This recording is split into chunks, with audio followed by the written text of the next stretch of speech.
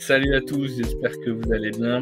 Aujourd'hui, j'ai le privilège de vous parler de One Bad Day, une collection chez Urban et chez DC Comics sur chaque super vilain et qui a pour concept en fait d'illustrer qu'une idée et que une mauvaise journée peut suffire à transformer un homme.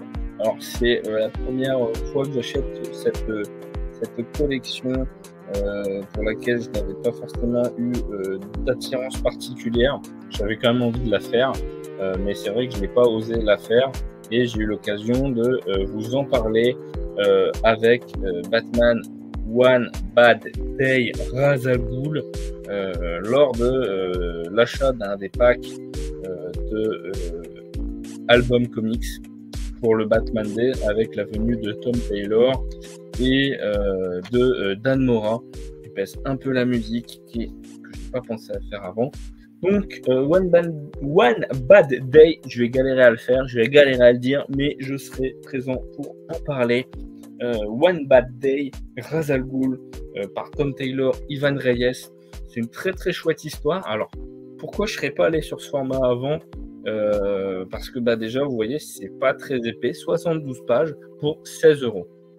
Là c'était parce qu'il y avait une occasion de faire signer d'autres trucs à Tom Taylor, une petite dédicace avec un tampon et alors je sais pas si vous verrez le tampon, la lumière étant pas terrible, on voit un petit peu et voilà, la qualité étant pas terrible, hein, c'est la caméra de l'ordinateur, on fera avec et donc on a un très très beau dessin. Je vais essayer de vous le montrer quand même, pour vous en profiter. Ivan Reyes.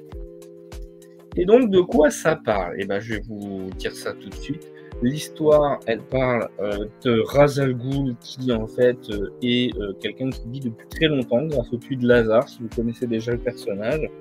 Et donc on est déjà à un moment d'histoire où Batman a eu un enfant avec Talia al Ghul, la fille de Ra's al Ghul. Lui a vécu plus de 700 ans, de ce que je connais du personnage. Et en fait, quand il va dans le puits de Lazare, il oublie certaines choses. Et quand il est né sur Terre, il connaissait notamment des loups d'une espèce qui n'existe plus. Et la dernière louve en question était son amie. Et elle meurt d'un cancer. Et donc, il veut se venger de tous les grosses entreprises qui polluent la Terre, parce que c'est notamment dû à ça que plein d'espèces meurent. Donc, il va s'attaquer à des gros dirigeants, genre Total Energy, genre d'autres fournisseurs d'électricité, de gaz, de pétrole, de trucs qui polluent la Terre, peu importe, à travers le monde. Sauf que ça va éveiller les soupçons de Batman, qui va enquêter. Et donc, il va menacer Batman jusqu'à le planter devant Damian pour la génération. Et en fait, il va finir par mourir, tout simplement. L'histoire est globalement simple. Bien sûr, tout ça est bien plus complexe que ce que je viens de raconter, mais c'est efficace. C'est une bonne morale à l'écologie. J'aime rarement les récits sur l'écologie. Je prends l'exemple d'un récit qu'on avait eu sur Batman The World.